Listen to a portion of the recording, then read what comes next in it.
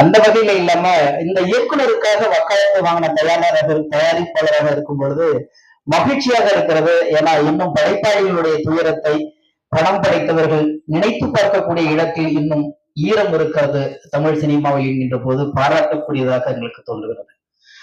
ரெண்டாவது இந்த படத்துடைய முக்கிய கதாபாத்திரம் அண்ணன் கருணாஸ் அவர்களை சொல்லவே வேண்டாம். அவர் பல தளத்துல அரசியலா இருக்கட்டும், மக்கள் பணியா இருக்கட்டும், திரையா இருக்கட்டும், மேடை பாடல்களா இருக்கட்டும், இசையா இருக்கட்டும், எல்லா வகையிலும் என்ன நிரூபித்து இருக்கிறார்.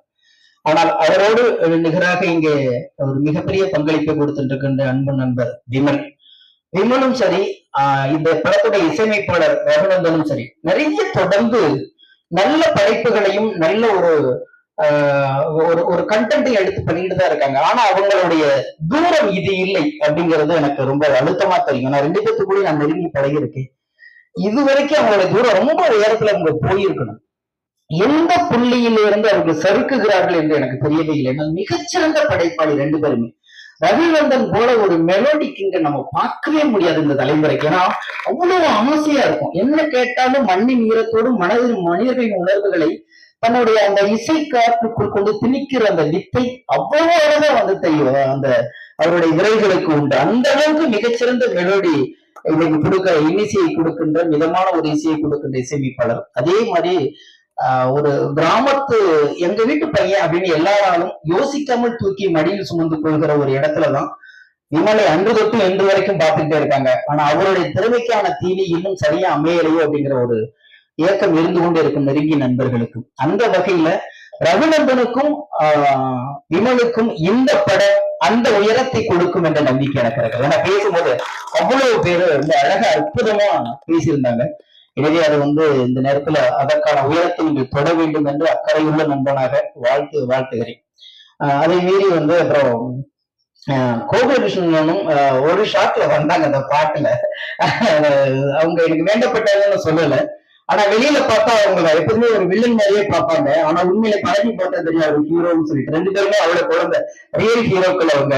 ஆனா அந்த படத்துல வரும்போது அந்த 2 பேரும் இறங்கி அந்த ராமவண்ணனும் கோகுலனும் இறங்கி உள்ள இருந்த அந்த ஒரு ஷாட் அப்படியே ஒட்டுமொத்த அந்த திரையை ஆக்கிரமிச்சிருந்தாங்க.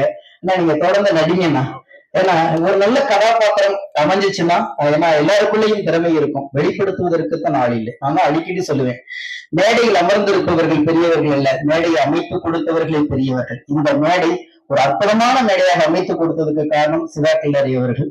உண்மையிலேயே அவர் நம்ம இந்த இடத்துல எல்லாரும் பாராட்டி ஆகணும். அதுக்கப்புறம் இயக்குனர் மைக்கேல் அவர் ரோபசங்கர் சொன்ன மாதிரிதான், நான் இங்க இருந்தே வரல, என்னமோ நடந்துட்டு இருக்குங்கிற மாதிரியே உட்கார்ந்துருக்காரு அப்படியே பிடிச்சு. ஆனா ரொம்ப நேர்த்தியான ஒரு படைப்புங்கிறத நானும் பிரபாகரனும் அந்த ட்ரெய்லர் பார்க்கும்போது பேசிக்கிட்டோம். ஒரு ஷாட் ஒரு நல்ல இயக்குனரை வெளிப்படுத்தி, தன்னுடைய மனைவி கர்ப்பத்து ஒரு பிரசவ வார்டுல இருக்கும் பொழுது இன்னொரு பிரசவத்துக்காக ஒரு பெண் ஐயோ வலிக்குதுன்னு கத்தும் போது மனைவியாட்டி ஒப்படைச்சிட்டு போகிறான் அந்த கடம். அதுதான் ஒரு சொட்டு போதும், ஒரு கலைக்கான ஒரே ஒரு காட்சி போதும்.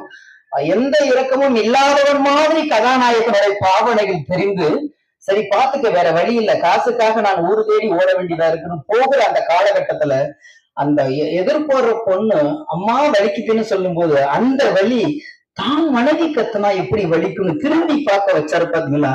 மிகச்சிறந்த இயக்குனருக்கான ஒற்றை காட்சி இந்த படத்தின் நிறைவு பெறுகிறது. அவ்வளவு அழகா இருக்கு.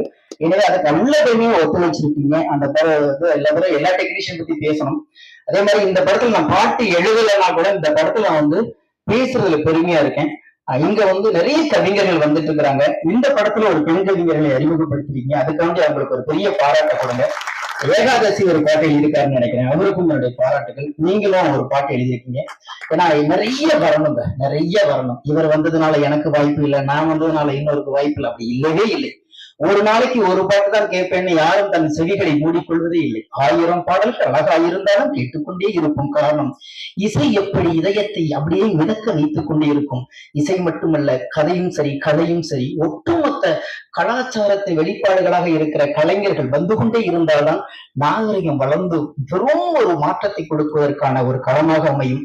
10 வருடம் ஒருவனுக்கு கர்ப்பம் இல்லை என்றாலும் ஒரு இதயத்தில் கர்ப்பமாக வைத்து 10 வருடம் கருகாத்த அந்த களம், அது போகும் தூரம் வெகு தூரம் இல்லை என்ற ஒரு தலைப்புக்குள் நினைக்கிறார். எனக்கு என்னமோ அந்த அண்ணன் தேனப்பன் சொன்னது மாதிரி அந்த தலைப்பை பார்த்த உடனே எனக்கு ரொம்ப பிடிச்சு போச்சு. ஏன்னா அந்த சாங் எனக்கு ஞாபகம் வந்துச்சு.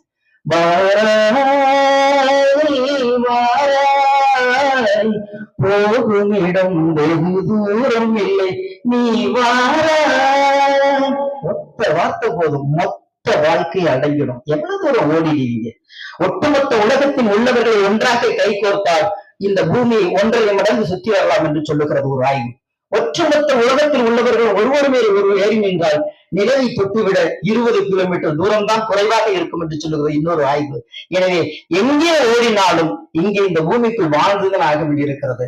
ஓசோ சொல்லுவான் சார், ஒரு அற்புதமான ஒரு வார்த்தை, நீ எங்க ஓடினாலும் உன் வாழ்க்கையை தான் வாழ முடியுமே தவிர ஓடி போறதுனால வாழ்க்கை மாறவே மாறாது.